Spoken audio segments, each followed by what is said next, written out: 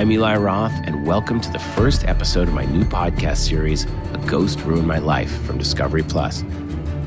Today's episode is truly straight out of a horror movie. If you think of the scariest location, there are very few places that are creepier than a haunted, abandoned asylum. I know this because I filmed in the wing of an abandoned mental asylum when I shot Hostel in Prague, and it was absolutely terrifying. I had to sage the place, we played music, I brought down consultants to ask permission for us to film there. I did not want to upset the ghosts of that place because there were plenty of them. So, every town has a place like this that kids dare each other to go to. In this episode, Schuler Johnson tells us how he and his friends went to an abandoned asylum, wandered through the rotting halls, and started antagonizing the ghosts. This is a dare that turned into a curse. Big mistake. Don't antagonize ghosts on a dare. I've done some insane things in my life, but nothing quite like this. What had happened was a rock, pretty good sized little rock, lifted up off the ground, literally in front of me, no more than 5 feet away. I watched it levitate by air, invisible air, and it flew over to me. This rock actually was thrown at me by an invisible force. That was intense, most definitely intense. So after being hit by the rock, I do scream. I looked at the rock, picked it up, put it in my pocket. I'm like, this is mine. This is cool. You know, that this is something to remember, and maybe I can share this with my kids in the future, or, friends that haven't been on investigation. Guys. The rocks continued. They did not stop. And they started coming, one or two at a time. They started hitting us. Go, go, go, go, go, go!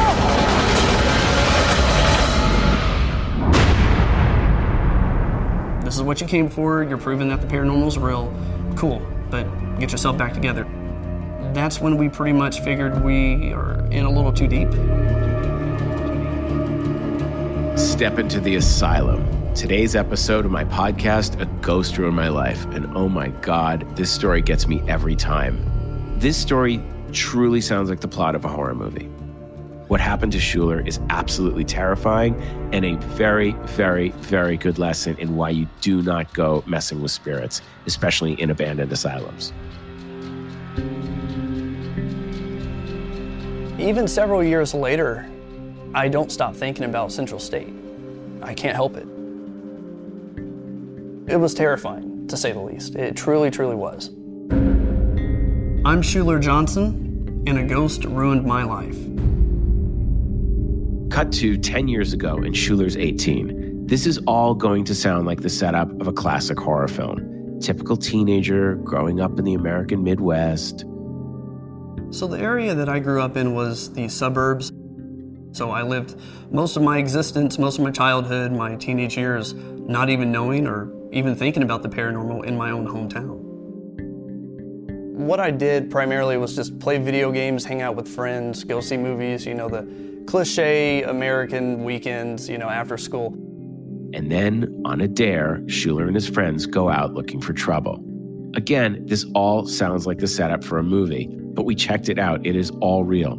On the outskirts of Schuler's town, there's an abandoned complex of dilapidated buildings. And for real, there is a long abandoned mental asylum with a very dark history and notorious reputation. Central State was a mental institution. Opened in 1848 till its closure in 1994. Central State had several buildings. Up until the point when I visited, there was roughly 7 or 9 buildings still standing. Prior to that, they had almost 15, I do believe, and a lot were destroyed in the 1970s, actually. There was a women's ward, there was a men's ward, there was a lot of history. It kind of digs into the cliche of a mental institution that's allegedly haunted with a dark past of, satanic rituals, evil doctors, the mad scientist. So, on a cold November night, Schuler and his friends, Danny and Alex, decide to check it out for themselves. We sure about this? Come on. Come on, you wuss. I was going for a thrill, I'm a kid, just looking for something different. There's a journey, an adventure, we're in. We going inside? Hell yeah. Getting in's pretty easy. picture this. The doors are hanging off the hinges, and other teenagers have taken pot shots at the windows. It's creepy and old, but Schuler, Danny, and Alex don't take it too seriously. Yet. Hello? Anybody home? Calling all ghosts! Come out! Come out wherever you are! How about we split up? Cover more ground. You're not scared, are you? No. As you walk down the hallways, you can hear that scary, creepy water drip, along with the smells that kind of puts in the atmosphere that you're in this creepy Hollywood movie. There's no working lights, there's no electricity, everything's dilapidated and just decaying around you. It's very, very barbaric. Pipes are all over the place, there's broken glass shards in there. It was pitch black, not only to your eyes, but it's pitch black to my being, my energy. I didn't understand why, I didn't think too much of it, but you could most definitely feel the change. It's like someone or something entered the same building that you did, and they weren't there before.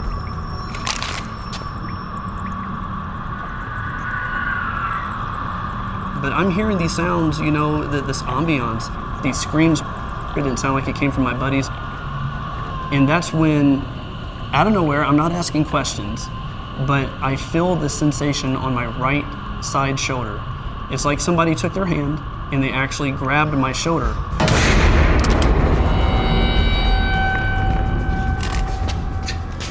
Stop messing with me. What are you talking about? Nice try. The moaning, the hand. Wasn't me. Swear. Maybe we should go. Not a chance. Let's go. Check it out. You coming? There was over 5 miles of tunnels underneath Central State, and that would take you throughout all the other buildings. Everything's completely silent. There's no sounds, there's no life. All life was taken from those that were there, those that were left, they were forgotten. And that's exactly what the tunnels felt like. You were left in, I don't know, just darkness. I can't really go into further detail other than that. The fact that you're surrounded by this isolation. And that's exactly what it was. And going through the tunnels was like literally stepping back in time, living through other people's lives. The more that we found was closed off, we would kind of worry in the sense that we would get lost. What if we get lost? What do we do? How do we get out of here? There's no cell reception. We don't know where an escape ladder is. We're at a dead end. If we have to go back, yeah, we can feel our way through the wall, but how long would that take to find the exit? Would we go down the right way or would we go down a totally different way? You know, it was most definitely in the back of our minds. Hello?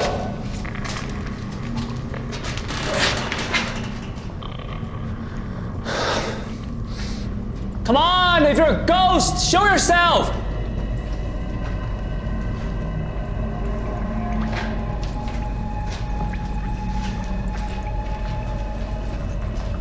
Hold up. Check it out. What is it? What happened in there? Some poor prisoner scorched the hell out of the walls. Central State most definitely does have a dark past. Patients would be taken into the tunnels, but the really bad patients would be taken into little crevices or secret rooms, and they would be chained to pipes. They would actually take shackles and hammer them to the walls and leave them there. What Schuler does next is something he will always regret. He wants to provoke some kind of supernatural response, so he picks up a rock and hurls it into the darkness. We could all tell when we were talking to him that even thinking back to this moment, it's difficult to admit that he did it. And as we were listening to what he was telling us, we all started to get a little freaked out, especially when you hear what happens next. What had happened was a rock, pretty good sized little rock, you know, it lifted up off the ground, literally in front of me, no more than 5 feet away. I watched it levitate by air, invisible air, and it flew over to me. This rock actually was thrown at me by an invisible force. That was intense, most definitely intense. So after being hit by the rock, I do scream. I looked at the rock, picked it up, put it in my pocket. I'm like, this is mine. This is cool. You know, that this is something to remember, and maybe I can share this with my kids in the future, or, you know, friends that haven't been on investigation. Guys. The rocks continued. They did not stop. And they started coming, you know, one or two at a time. They started hitting us. Go, go, go, go, go, go!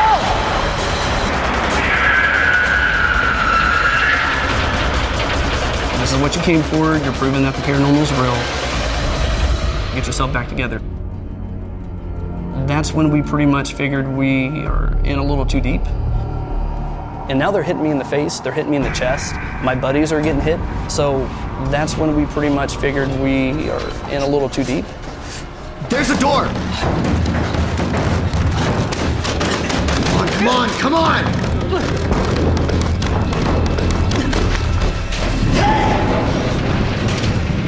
We made our bad decision, a really bad mistake. This thing can throw more objects, not just rocks, not just, I guess, glass. You know, glass was being thrown at this point in time as well, but metals. It really did change my mindset that this thing is potentially fatal. It could hurt us. Schuler and his friends are terrified at this point. They race around looking for an exit, but every door shuts in their faces. So they're driven deeper into the maze of the asylum's endless corridors and tunnels. It's as if the spirits in the building are trying to draw them in and trap them there. No lights, no electricity, and no one knows they're there. Oh, come on!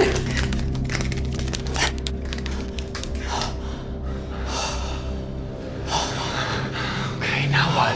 Get out of here, that's right. This way. There is something down there with us. It's not me playing games. It's not them playing games. The more we reacted in a negative, fearful way, the more it gained power. This was a bad idea. I never should have let you guys Who talk me wanted into to come? I didn't know we were gonna be Guys, safe. enough! Let's go this way. This way!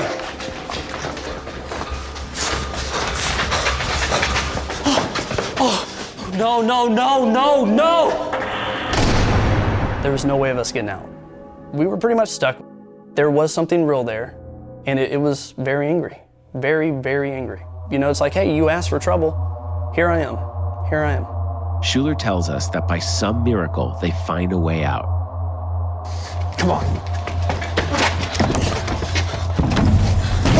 Let's go! Through here. We're right back where we started. Now let's get the hell out of here.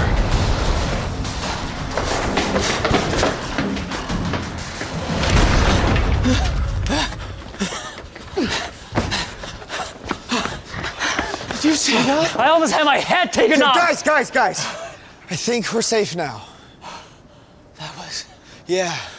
But this interaction isn't over yet. It's only just beginning. These guys have opened a door they should have left shut.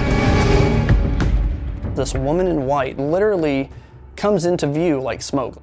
She has a full white gown. She has a face, but no details. She had no emotion. She had no characteristic. She was just there. Like that's just, it's unreal. We just survived this. We just survived something new, something crazy, but little did we know there was a much larger plan, a much larger agenda. Has a ghost ruined your life? We want to hear about it. Share your experience with us at grml@creamproductions.com. Okay, we'll be right back after a short break.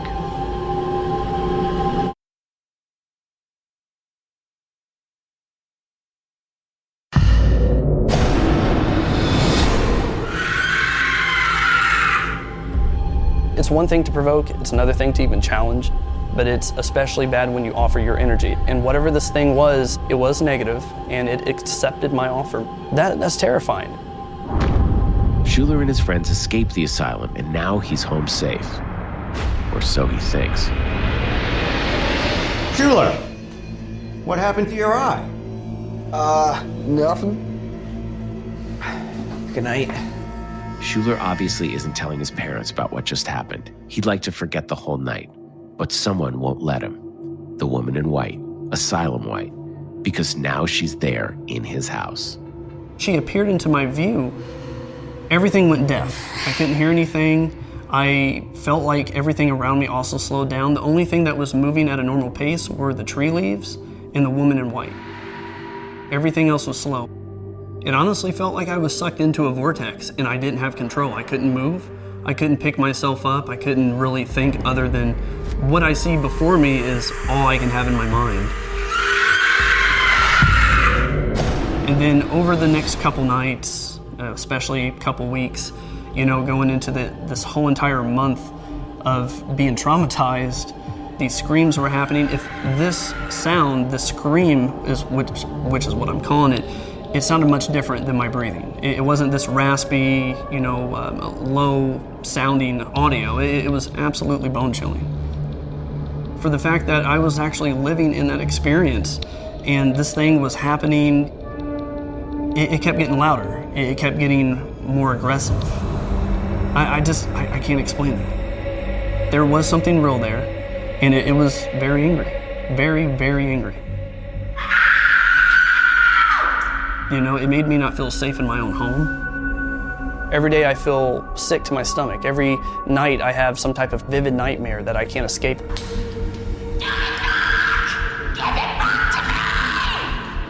Schuler has dreams of the woman in white, more specifically, nightmares. He tells us she starts to make contact with him. Literally, she begins to touch him and wound him. I could feel the bones, I could feel the palms. I could actually feel even a sensation of electrical current. And that's one of the only times I've actually physically been touched, but it's out of this world. It eventually got to the point where I woke up feeling like I needed to vomit. I feel sick to my stomach. I had a $1 coin-size black welt and bruise on my wrist.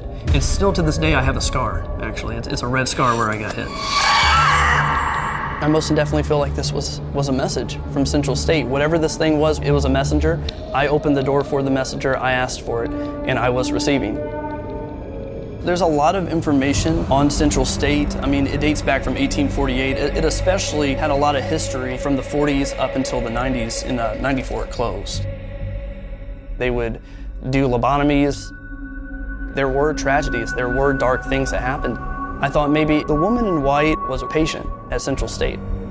It could have been like most situations. There were people that needed a little help, but they were there for the wrong thing. She could have been neglected, she could have been abused. This background information for me just makes the whole story that much more real and terrifying. We know Schuler disturbed the vengeful spirit, but remember, he didn't do it by himself. He reaches out to his friends that were with him on that fateful night. Hello? Alex, why haven't you answered any of my calls? Because I don't want to talk about something that never happened. But it did happen. You were freaking out.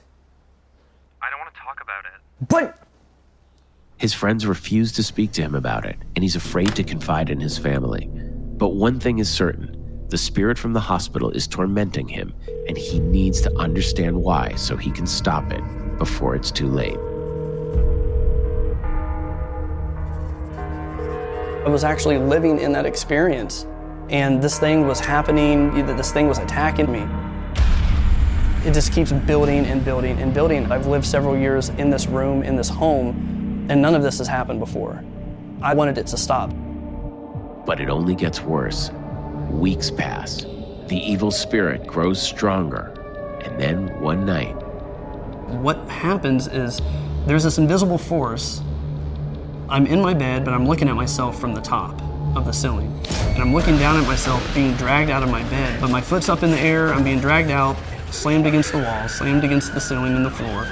And it drags me out to the hallway and continues to slam me against the hall walls, the ceilings. It just drags me throughout my home and everything looks real.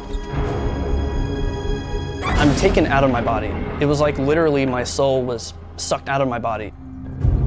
I felt completely lost.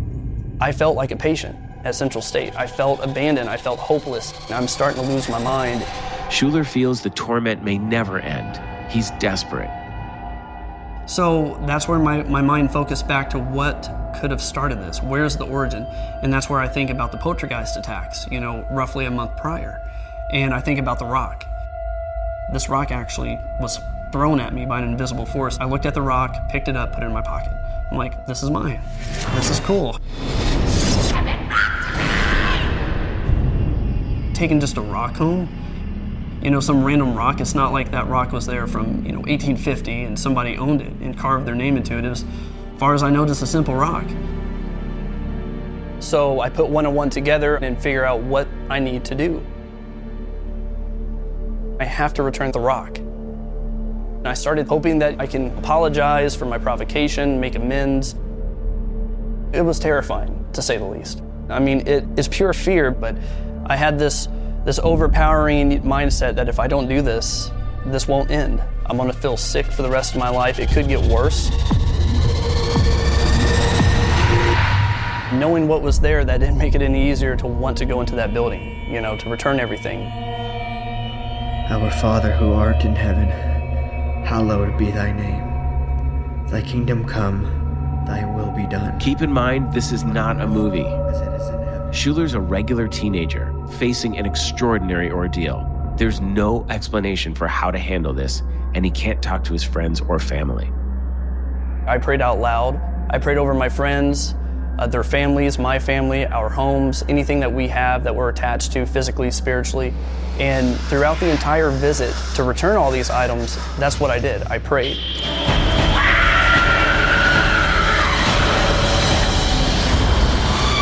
To this day, I feel whatever that thing was from Central State was not human. I truly believe it was a demon. It had one intention, and that was to make my life a living hell. Eventually, over time, everything stopped too. No more vivid nightmares, no more scratches, nothing like that. It seemed to work, thankfully. Schuler's experience opened a connection to the other side that persists to this day. I feel like there's some type of magnetic connection I have to the spirit world. Ever since I've opened that door, my energy has intertwined with that other side, and I'm a little more sensitive to it. I can understand it, I can feel it. Schuler recently became engaged. He and his fiancée moved to Florida, hoping to escape the paranormal activity. It hasn't worked. We would be in one of our offices, and it would feel like there's somebody watching us. My fiancée proclaimed that she's seen an apparition in our new home as well, a little misty apparition with legs scurrying into the bathroom. Things start escalating to the point of where I'm not feeling safe in my own home. So that right there is our diffuser lamp. That's our primary weapon, if you will, to kind of combat the supernatural things that we believe are currently in this home. And as you can see, we're using sage oil. That's kind of like the same thing with the sage stick. These are our mineral rocks and our crystals. So with our mineral rocks and our crystals, this is supposed to induce positive energy into our home. My fiance, she's not as into the paranormal as I am, so I respect that. And I also want to protect that too. I don't want to take her into an environment that's toxic, an environment that's going to be dangerous, or something that I experienced from Central State.